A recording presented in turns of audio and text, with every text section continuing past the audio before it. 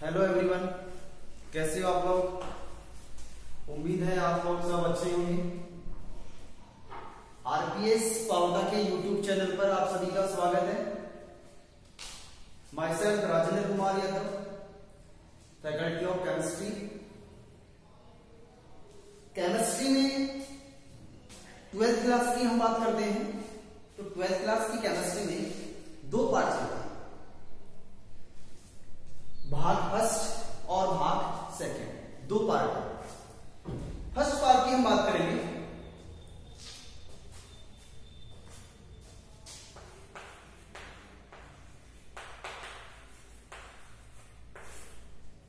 First part की हम बात करेंगे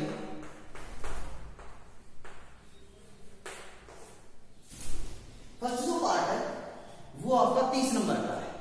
ठीक है, एक बार सुन लो, थोड़ा सा पैटर्न सुन लो। फर्स्ट जो पार्ट है जो आपके 30 नंबर का है, और इस फर्स्ट पार्ट में इनऑर्गेनिक केमिस्ट्री और फिजिकल केमिस्ट्री दोनों का ही वेटेज है। ठीक है, मैं आपको एक बार थोड़ा सा बता देता हूं। हमारी जो फर्स्ट पार्ट है इसमें पहला जो चैप्टर है वो है आपका सॉलिड स्टेट, ठोस अवस्था। पहला जो चैप्टर है वो ठोस अवस्था है जो 3 मार्क्स का है। दूसरा जो चैप्टर है वो है आपका विलियन सॉल्यूशन, और दूसरा जो चैप्टर है वो भी आपका 3 मार्क्स का है। तीसरा जो चैप्टर है आपका वो है इलेक्ट्रोकेमिस्ट्री, वैद्युत रसायन, वो 4 मार्क्स का है। ठीक है, चौथा जो चैप्टर है आपका वो है केमिकल काइनेटिक्स, रासायनिक बल गति, वो भी 4 नंबर का है। पांचवा जो पार्ट है वो है आपका पृष्ठ रसायन, सरफेस केमिस्ट्री, वो भी 4 नंबर का है। ठीक है, उसके बाद 6th चैप्टर जो है आपका वो है तत्वों की निष्कर्षण व सिद्धांत। ठीक है, अगला जो 7th जो चैप्टर आपका वो है P block element, P block तत्व। 8वां जो चैप्टर आपका वो है D and block element, D व ब्लॉक के तत्व। और 9वां जो चैप्टर है आपका वो है कोऑर्डिनेशन कंपाउंड, उप सहसंयोजक यौगिक। ठीक है, ये भी 3 मार्क्स का है। आपका जो 6th चैप्टर है तत्वों का निष्कर्षण और उसके सिद्धांत जो है वो 2 मार्क्स का है, 2 नंबर का है। ठीक है, बाकी कुछ चैप्टर आपके 3 नंबर के हैं और कुछ चैप्टर आपके 4 नंबर के हैं। ठीक है, तो हम सबसे पहले स्टार्ट करते हैं। हमारा जो पहला चैप्टर है उससे हम स्टार्ट करते हैं, और पहला जो चैप्टर है अपना वो है ठोस अवस्था, सॉलिड स्टेट, ठोस अवस्था।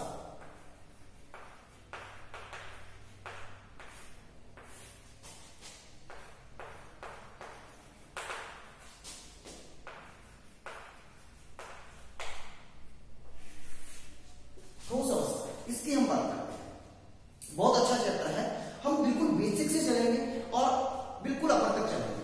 ठीक है, बहुत अच्छा चैप्टर है ठोस अवस्था, इसके बारे में हम पढ़ेंगे। इसको पढ़ने से पहले थोड़ा सा हमें बैक जाना पड़ेगा, थोड़ा सा हमें रिवाइज करना पड़ेगा कि ठोस आता कहां से, ठोस बनता कैसे है, ये हमें देखना पड़ेगा। ठीक है, ठोस पार्ट किसका है, बना कैसे, ठोस अवस्था, दोनों को देखेंगे। सॉलिड स्टेट, सबसे पहले तो हमें ये पता होना चाहिए अवस्था क्या है, फेज क्या है, आया कहां से, ठोस आया कहां से। देखो सुनो इसको, आपने मैटर के बारे में सुना होगा, पदार्थ के बारे में आपने बहुत सुना होगा, 9वीं क्लास, 10वीं क्लास, 11वीं क्लास में खूब सुना है आपने पदार्थ के बारे में। ठीक है, तो हम थोड़ी सी चर्चा करते हैं पदार्थ की। मैटर, पदार्थ क्या होता है, पदार्थ क्या होता है। हमारे चारों तरफ जो भी है, जो भी पार्टिकल्स हैं वो सारे क्या है, पदार्थ। मतलब डेफिनेशन अगर अपन देना चाहिए तो क्या है, पदार्थ क्या है, उसका कुछ द्रव्यमान होता है। ठीक है, जो कुछ स्थान घेरता है वही क्या है, मैटर है, पदार्थ है। अब इसके पार्ट है, इसके जो पार्ट है इसको कितने भागों में डिवाइड किया गया। ये आया कहां से, हम क्या देख रहे हैं, ये कहां से आया, ठोस आया कहां से, वो हम देख रहे हैं, वो मैटर से आया, पदार्थ से आया।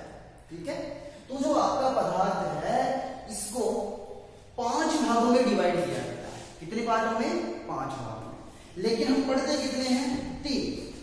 पढ़ते कितने हैं हम, 3 पार्ट पढ़ते हैं। ठीक है, 5 भागों में इसको डिवाइड किया है, पढ़ते हम 3 हैं। तो आप एक बार देख लो, पदार्थ जो है उसका पहला जो भाग है वो है ठोस अवस्था, ठोस अवस्था, ठीक है।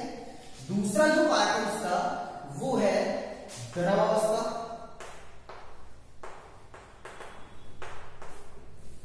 तीसरा जो पार्ट है वो है गैस अवस्था,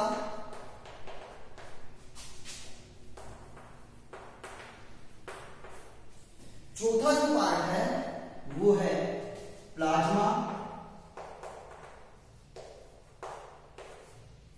और पांचवा जो पार्ट है वो है आपका Bose-Einstein condensate, Bose Einstein condensate.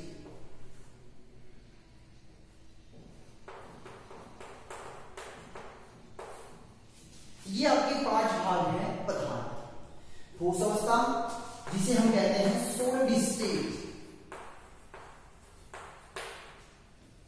द्रव अवस्था लिक्विड स्टेट, ठीक है। गैस अवस्था गैसीय आपका गैस स्टेट, प्लाज्मा प्लाज्मा ही है, और ये आपका बोस-आइंस्टीन कंडेंसेट जो मैन मेड है, जो मानव के द्वारा बनाया गया है।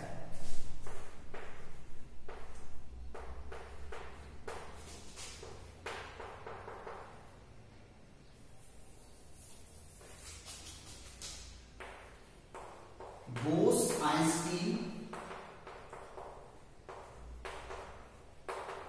कंडेंसेट।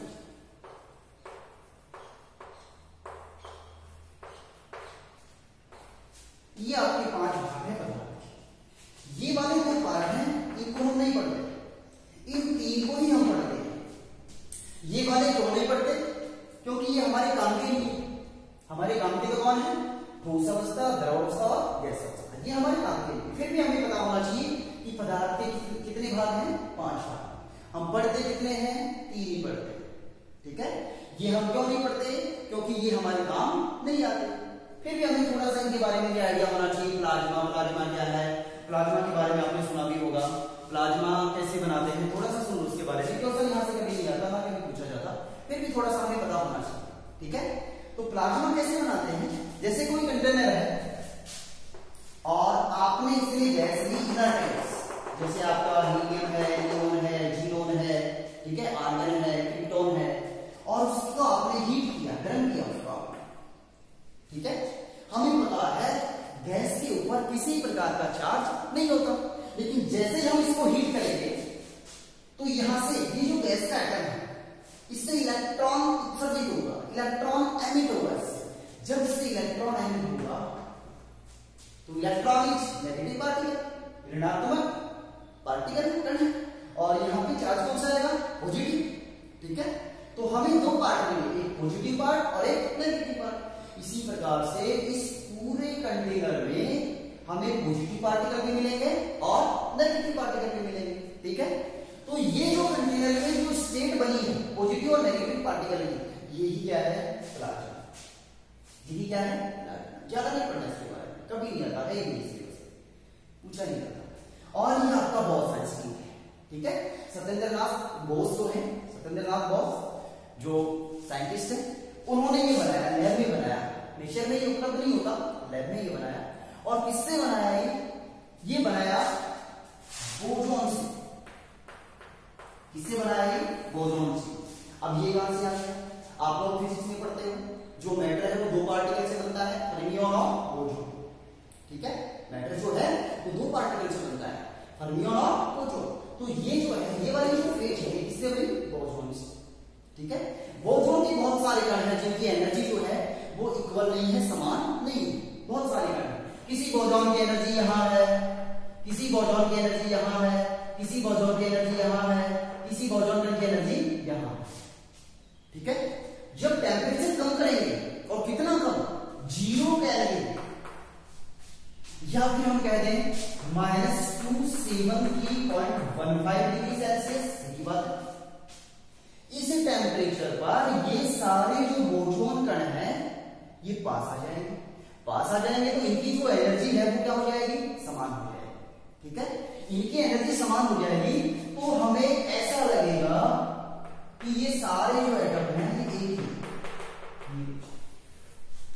ये एक ही और ये वाली जो फेज है इसे कहते हैं हम सुपर एटम। सुपर एटम, ठीक है। और यही क्या है आपका BEC, बॉस आइंस्टीन कंडेंसेट। ठीक है, तो ये थोड़ा सा इंट्रोडक्शन है। 5 जो फेज है, ठोस अवस्था, द्रव अवस्था और गैस अवस्था, इन दो को हम नहीं पढ़ते, फिर भी आपको थोड़ा सा आइडिया होना चाहिए कैसे क्या होते हैं, तो इनके बारे में हमने बता दिया। अब हम इन 3 की बात करेंगे, ठोस, द्रव और गैस। ठीक है,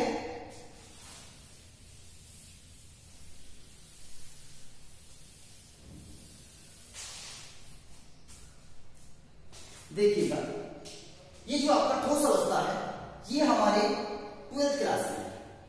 जो द्रव अवस्था है ये हमारी 12th क्लास में नहीं है और ये भी हमारी 12th क्लास में नहीं है, हमारे सिलेबस में नहीं। ठीक है, तो ये जो आपकी द्रव अवस्था और गैस अवस्था है ये आप 11th क्लास में पढ़ चुके हैं। अब हमारे सिलेबस में जो चैप्टर है अपना पहला चैप्टर वो कौन है, ठोस अवस्था। ठीक है, ध्यान रखना इसका। और कितने मार्क्स का है ये, 3 मार्क्स।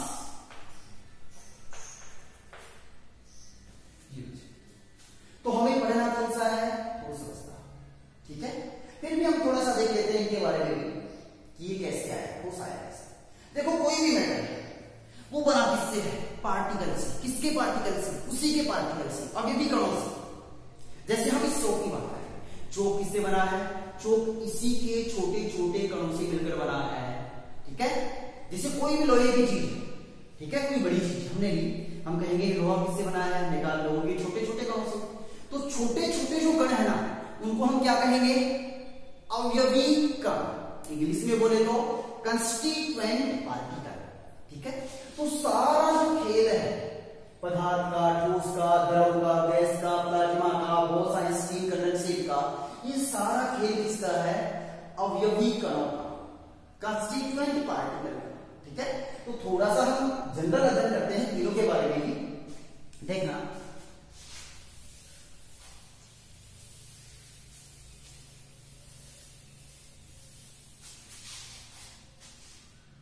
देखो, एक आपका है ठोस,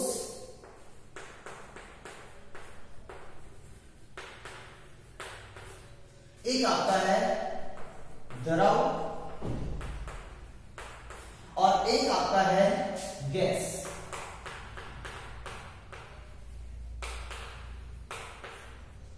ठीक है, तीनों की बात करते हैं। तो ये बने किससे है, पार्ट किसके हैं, मैटर के। और मैटर किससे बना है, छोटे छोटे पार्टिकल से, जिन्हें हम क्या कह रहे हैं, अवयवी कण, कंस्टिट्यूएंट पार्टिकल। अब देखो होता क्या है, ठोस में जो अवयवी कण है वो बिल्कुल पास पास होते हैं, कंस्टिट्यूएंट पार्टिकल जो है वो बिल्कुल पास पास होते हैं, क्लॉज पैकिंग होती है। जैसे मान लो ये आपका अवयवी कण है और इसकी क्लॉज पैकिंग होती है, बिल्कुल पास पास होती है।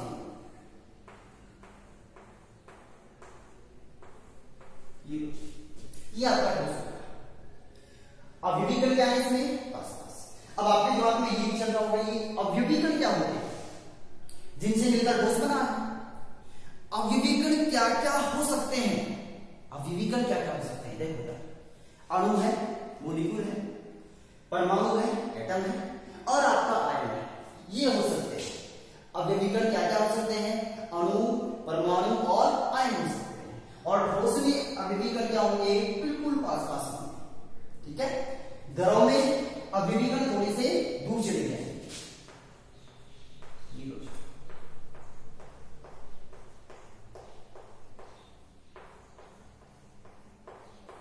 ये आपका द्रव थोड़े से दूर चले गए और गैस में और भी दूर चले गए।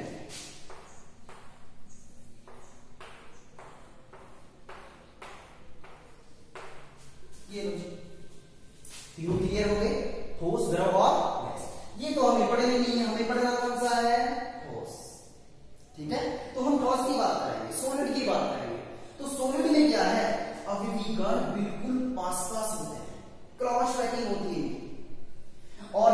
यहाँ पे थोड़े से दूर चले गए और यहाँ पे और भी दूर चले गए। इसका मतलब यहाँ पे अवयवी कण पास है। तो पास क्यों है? क्योंकि इनके अंदर कुछ ना कुछ आकर्षण बल है जो इनको खींच रहा है। ठीक है, अब हम इसको हटाते हैं, केवल इसकी बात करते हैं, क्योंकि हमारे सिलेबस में क्या है वो समझता ही है।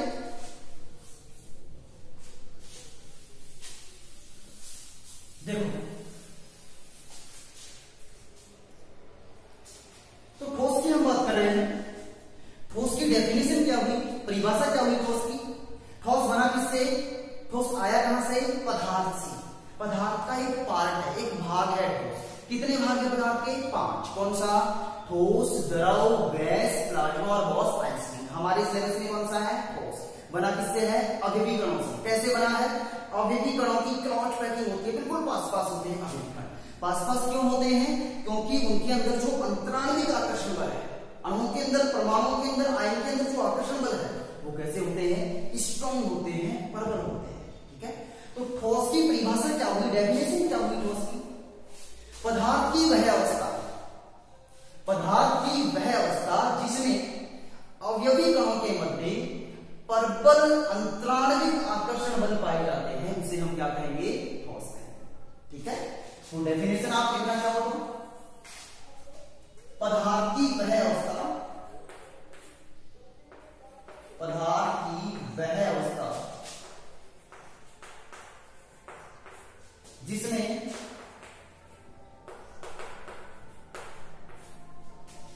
अवयवी कणों के मध्य, अवयवी कणों के मध्य, अवयवी कण क्या क्या हो सकते हैं? अणु, परमाणु और आयन।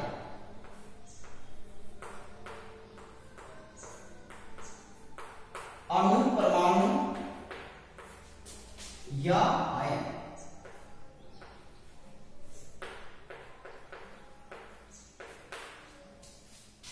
अवयवी कणों के मध्य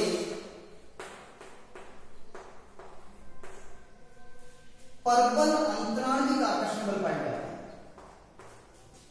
प्रबल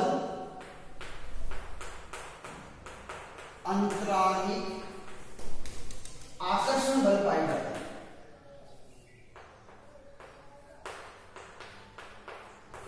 प्रबल अंतराणविक आकर्षण बल पाए जाते हैं।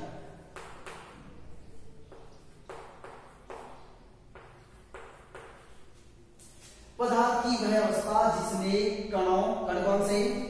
अवयवी, अणु, परमाणु या आयन, कणों के मध्य प्रबल अंतराणविक आकर्षण बल पाए जाते हैं, क्या कहलाता है? ठोस। ठोस अवस्था है।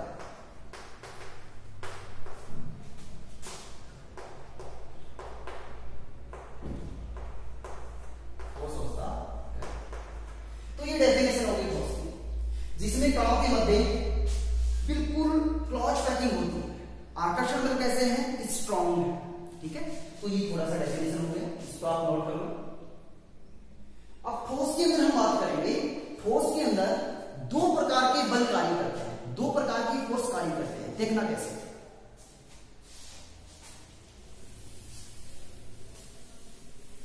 देखो, ठोस बना किससे है? अवयवी कणों से। ये रोज, ये आपका ठोस क्लॉज पैकिंग।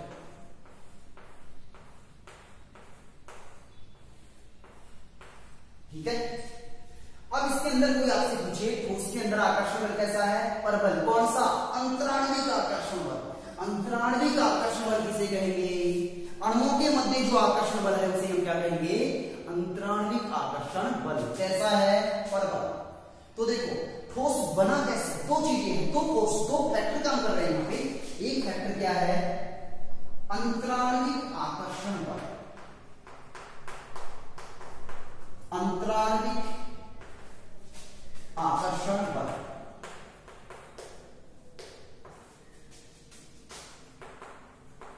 जिसे हम कहते हैं इंटरमोलिक्यूलर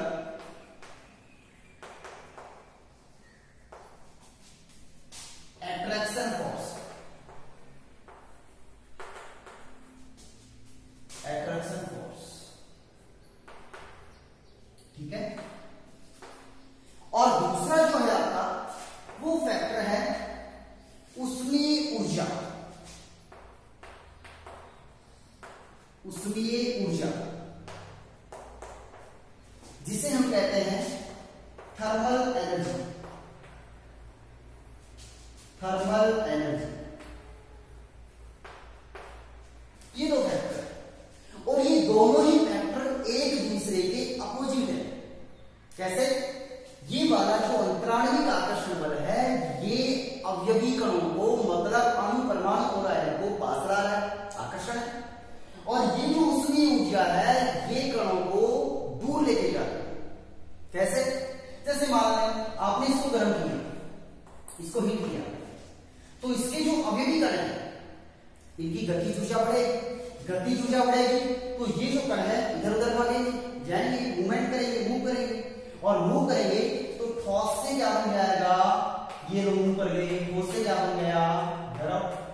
थोड़ी सी दूर चले तो ठोस अनस्टेबल हो गया। कब? जब उष्मीय ऊर्जा ज्यादा है, जब थर्मल एनर्जी ज्यादा है।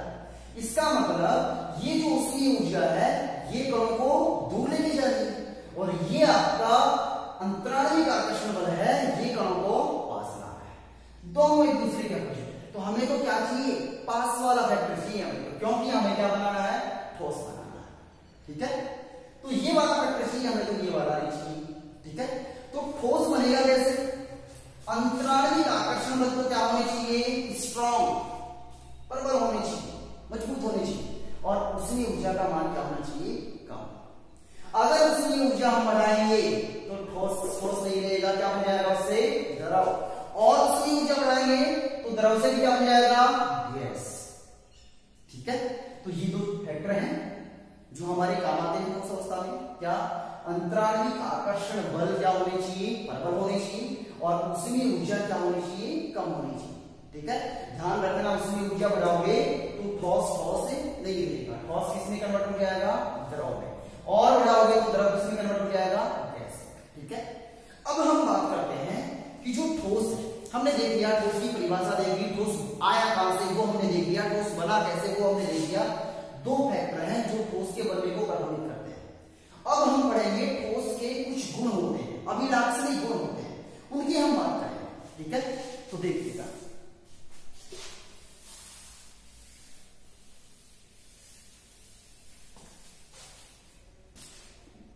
देखो ठोस